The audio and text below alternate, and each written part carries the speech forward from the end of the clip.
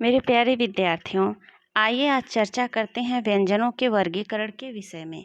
इससे पहले हमने स्वर वर्ण के भेद और प्रकार को बता रखा है, अतः स्वर का वर्गीकरण का यहाँ पर कोई चर्चा न करके सीधे व्यंजन के वर्गीकरण के पर आते हैं। तो स्थान एवं प्रयत्न के आधार पर व्यंजनों के वर्गीकरण को देखेंगे। तो आइए पहले प्रयत्न के आधार पर व्यंजन का वर्गीकरण देख लेते हैं। यदि प्रयत्न के आधार पर व्यंजनों के वर्गीकरण की बात करें तो सबसे पहले आता है स्पर्श व्यंजन। स्पर्श व्यंजन को जानने से पहले वर्ग को जानना जरूरी है। ये वर्ग क्या होते हैं, इनके विषय में हमने अपने अल्प प्राण और महाप्राण वाले वीडियो में बता रखा है। चूँकि यहाँ पर इसका जिक्र आया है, इसलिए शॉर्टकट में यहाँ पर भी मैं बता दे रही हूँ ताकि आप लोगों को कोई दिक्कत न हो। लेकिन यदि और डिटेल में जानना चाहते हैं तो आप मेरे अल्प प्राण और महाप्राण वाले वीडियो को देख लेना। यहाँ पर हम आइए वर्ग के विषय में थोड़ा बता देते हैं। देखिए, जैसे हमने स्पर्श व्यंजन के सामने क वर्ग लिखा है, इसके पहले डॉट डॉट दिया है, तो हमारे बताने का मतलब यह है कि वर्ग से संबंधित जितने भी वर्ण हैं उनके विषय में हम बता रहे हैं।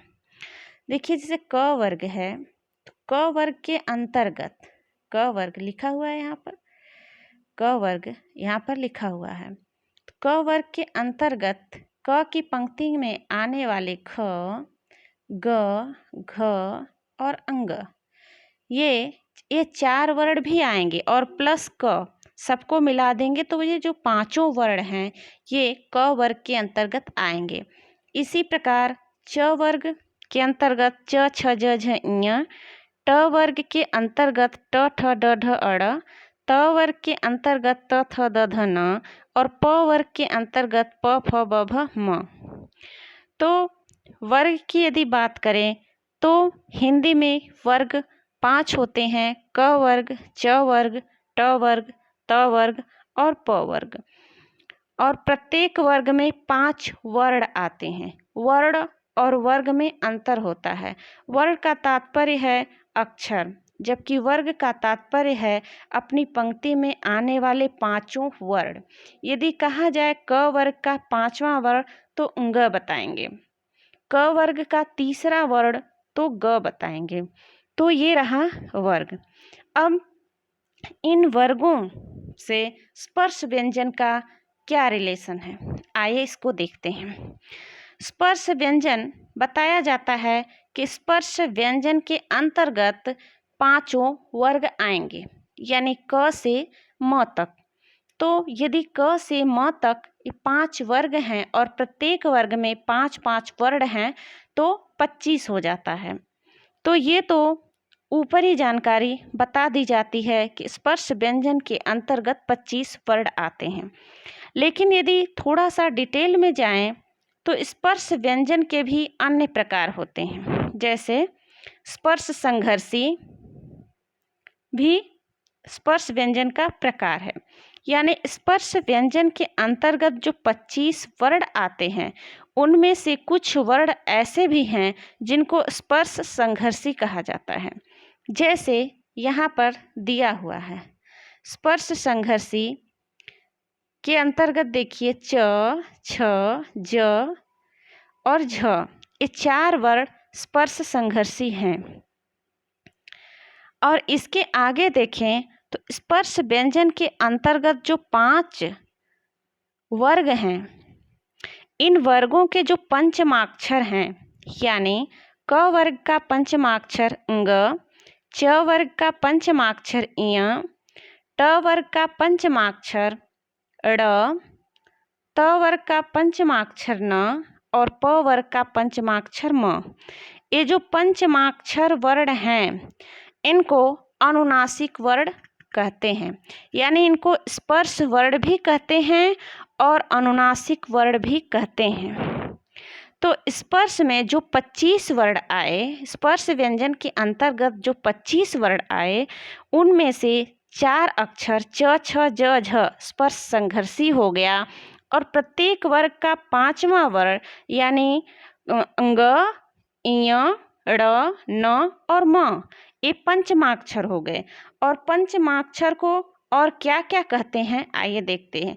देखिए, पंचमाक्षर को नासिक के वर्ण भी कहते हैं, अनुनासिक वर्ण भी कहते हैं। देखिए, इनको नासिक के वर्ण भी कहा जाएगा, पंचमाक्षर भी कहा जाएगा, अनुनासिक भी कहा जाएगा, तथा यदि कंठ वर्ण की बात हो तो ये कंठ वर्ण के अंतर्गत भी आएंगे और नासिक के वर्ण के भी अंतर्गत आएंगे। देखिए, यहाँ स्पष्ट है, स्पष्ट है। कंठ वर्ण और नासिक के, कंठ प्लस नासिका, ये नासिका से बोले जाते हैं, लेकिन कंठ से भी इनका उच्चारण, यानी कंठ और नासिका दोनों को मिला के इनका उच्चारण होता है। बिना कंठ के भी इनका उच्चारण नहीं हो सकता और बिना नासिका के भी इनका उच्चारण नहीं हो सकता, अर्थात इनके उच्चारण में कंठ और नासिका दोनों का महत्व है।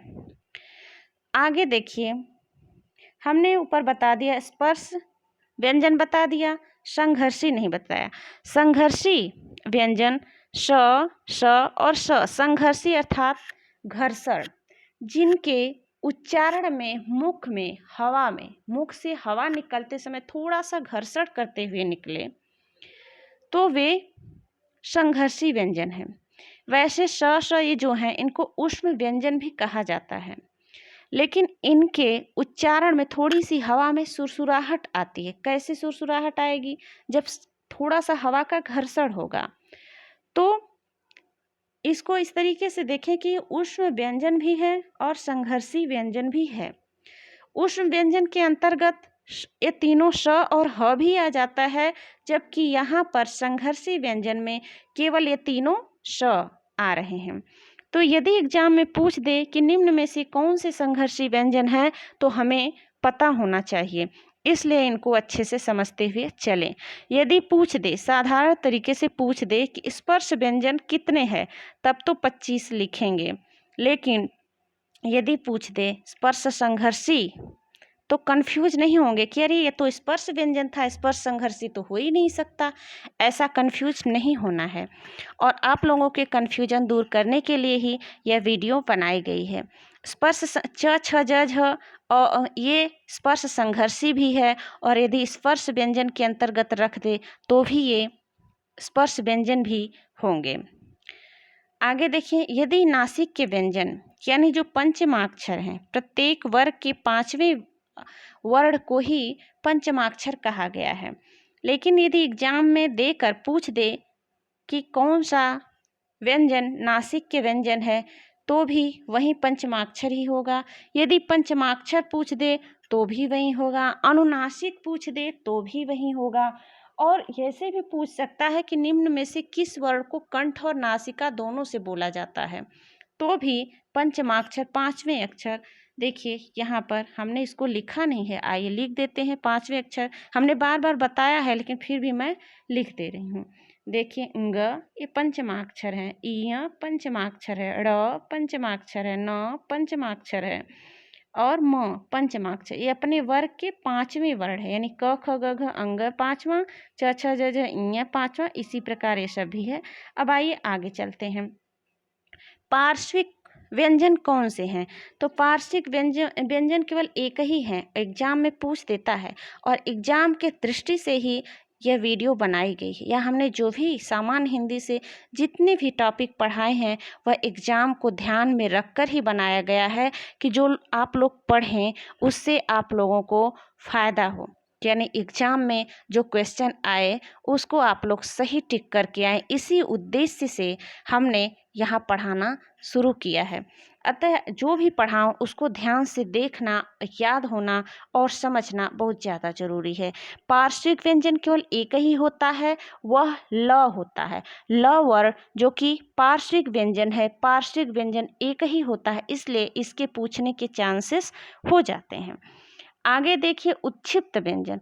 उत्क्षिप्त व्यंजन 2 होते हैं, ड़ और ढ़। देखिए, ड़ और ढ़ उत्क्षिप्त व्यंजन से भी पूछ सकता है, क्योंकि उत्क्षिप्त व्यंजन 2 होते हैं, ड़ और ढ़ 2 ही होते हैं, इसलिए इनसे भी पूछ सकता है। कभी कभी वर्णों का जोड़ा देकर पूछ देता है कि निम्न में से यह कौन सा व्यंजन है, पार्श्विक व्यंजन है, उत्क्षिप्त है या प्रकंपित है।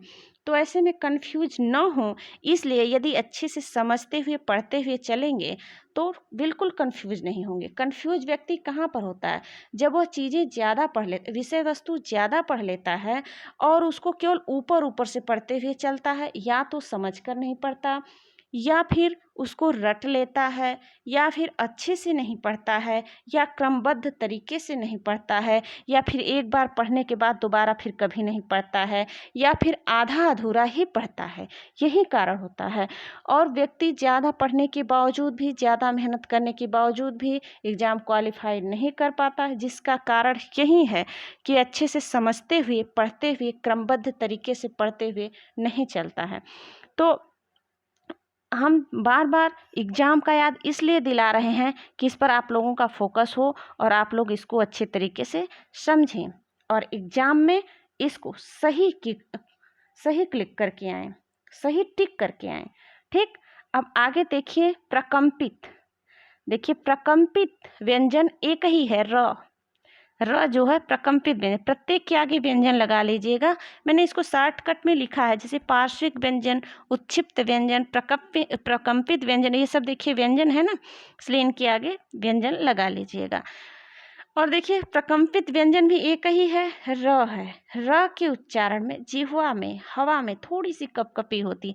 अब इन छोटी छोटी चीज़ों का ध्यान नहीं दिया जाता है, लेकिन यही चीज़ें पूछ दी जाती है एग्जाम में, इसलिए ध्यान देना पड़ता है।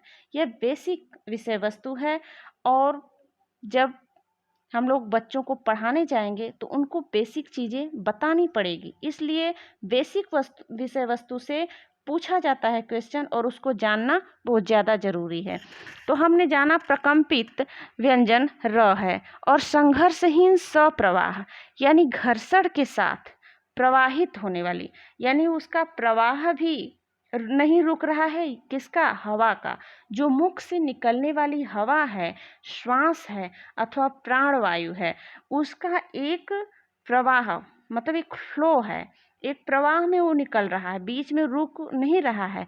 और संघर्षहीन हमने शुरू में गलत बता दिया, संघर्ष के साथ नहीं, संघर्ष के साथ नहीं, संघर्षहीन, हीन अर्थात नहीं, अर्थात हवा में कोई घर्षण न हो, वो एक फ्लो में प्रवाहित हो। फ्लो मतलब धारा होता है, धारा मतलब एक तरीके से उसमें कोई रुकावट ना आए, इसे यह मान के चलिए हवा प्रवाहित हो रही है, उसमें कोई रुकावट नहीं आ रही है, वे ही संघर्षहीन सप्रवाह वर्ण हैं। तो पूछते संघर्षहीन कौन से वर्ण हैं, या संघर्षहीन सप्रवाह कौन है, या फिर सप्रवाह कौन वर्ण है, ऐसे भी पूछ सकता है। और ये बहुत छोटी चीजें हैं। तो देखिए य और व, य व, इनके उच्चारण में मुख से जो हवा निकल रही है वह एक तरीके से बराबर मात्रा में प्रवाहित हो रही है।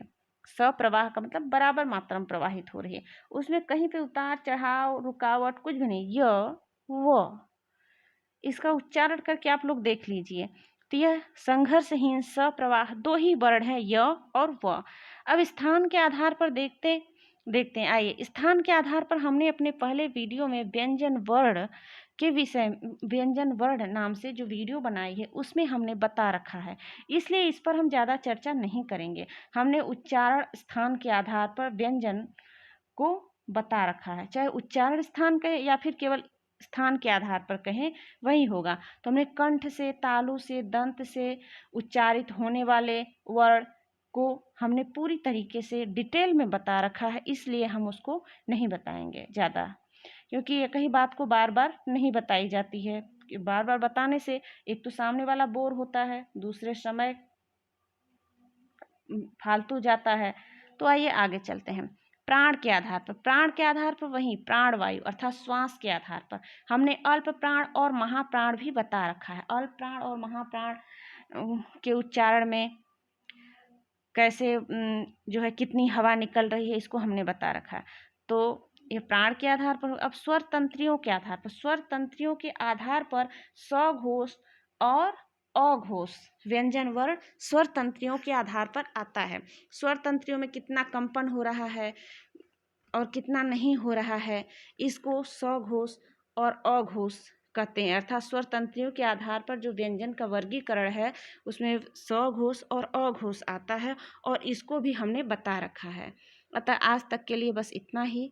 Okay, bye, thank you.